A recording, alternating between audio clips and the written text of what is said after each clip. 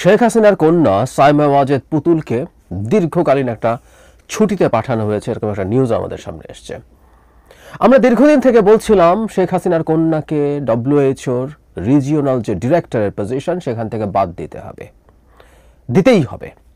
এটা শুধু শেখ হাসিনার কন্যা বলে নন, বাংলাদেশে এই পুরো বিভৎস দুর্নীতি এবং অপশাসনের অংশ হিসেবে তাকে সেটা করতে হবে। আমরা একটু পেছনে যাই। হঠাৎ করে দেখা গেল এরকম একটা পজিশনে সেই নারীকে বসানোর জন্য উন্মাদের মতো সবকিছু দিয়ে চেষ্টা করছে ভারত। তার সাথে কম্পিটিশন যার ছিল, যার সাথে তিনি নির্বাচন করেছে, রিজিওনাল অঞ্চলে কতগুলো ভোট আছে সেই ভোটের ভিত্তিতে নির্ধারিত হয় কিন্তু তিনি কে সেই পদে যাবেন। তার সাথে কন্টেস্ট করছিলেন নেপালের একজন, যিনি দীর্ঘদিন বহু বছর ডব্লিউএইচওতে কাজ করেছেন। শুধু না, এই সেক্টরে তার দুর্দান্ত একাডেমিক পড়াশোনা আছে। কিন্তু না, ভারত শেখ হাসিনা কন্যাকে এই পজিশনে বসানোর জন্য উন্মাদ হয়ে চেষ্টা করেছে এবং তারা সফল হলো। আমরা তখন এটা অনুমান করতে পেরেছিলাম তারা আসলে শেখ হাসিনার উত্তরসূরিকে ট্রেনিং দিচ্ছে। দীর্ঘদিন শেখ হাসিনা সম্ভবত চেষ্টা করেছিলেন তার পুত্রকে সেই জায়গায় বসাতে, কিন্তু আপাদমস্তক এক আহাম্মককে আসলে সেটা করে ওঠা সুযোগ হয়নি। এবং শোনা যায় তার লুটপাটে যত মনোযোগ ছিল, এসে দায়িত্ব নেবে, চোরদেরও তো দায়িত্ব নেওয়ার ব্যাপার আছে, ওর মধ্যেও কিছু রেসপন্সিবিলিটি থাকে, ওই আগ্রহ বা ওই দায়িত্ববোধটুকুও তার ছিল না। তিনি টাকা তো তার কাছে বস্তা বস্তা যাচ্ছেই, সেটা নিয়ে তার জীবন স্মুথলি কাটাতে চেয়েছেন। পরবর্তীতে আমরা অনুমান করি যে শেখ হাসিনা তার কন্যাকে সেই জায়গায় এনেছেন। উত্তরাধিকার নিয়ে ঝামেলা হচ্ছিল, এটাও শোনা যায়।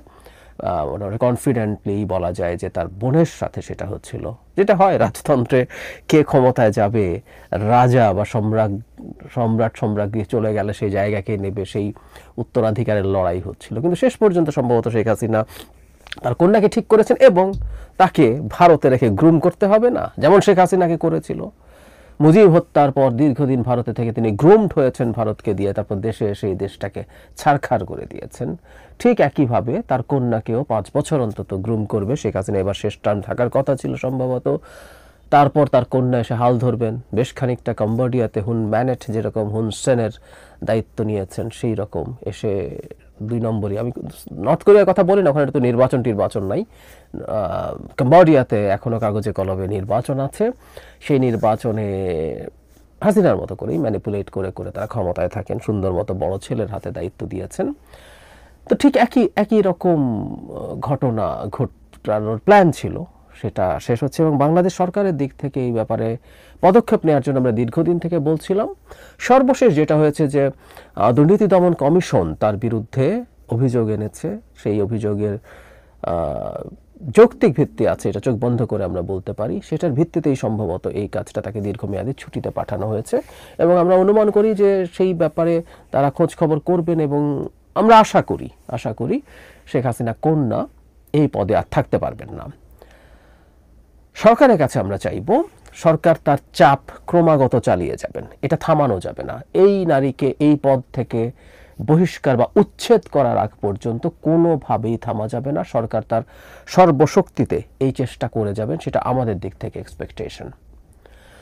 শেখ হাসিনার পরিবারকে যেখানে যেভাবে যতটা ঝামেলায় ফেলা যায়, তাদের জীবনকে যতটা দুর্বিষহ করে তোলা যায়, আইনি পথে, আমরা ইনসাফে বিশ্বাস করি, আমরা সেই চেষ্টা করে যাব। আমাদের সরকার থেকে সেই চেষ্টা করে যেতে হবে। এই সরকার না, ভবিষ্যতের সরকার, প্রতিটা সরকারকে একই কাজ করে যেতে হবে।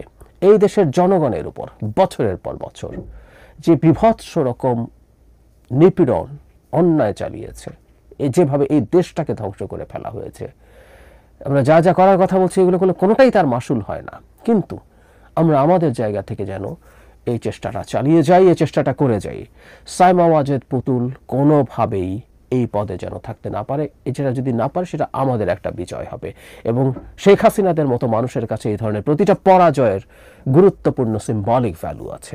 এবং এই পরাজয় শুধু শেখ হাসিনার না, এই পরাজয় ভারতেরও। ভারত তাকে একেবারে তার মতো করে ওখানে নিয়ে বসিয়েছে, তার ইচ্ছায় বসিয়েছে, তার মতো করে গড়ে তোলার জন্য বসিয়েছে।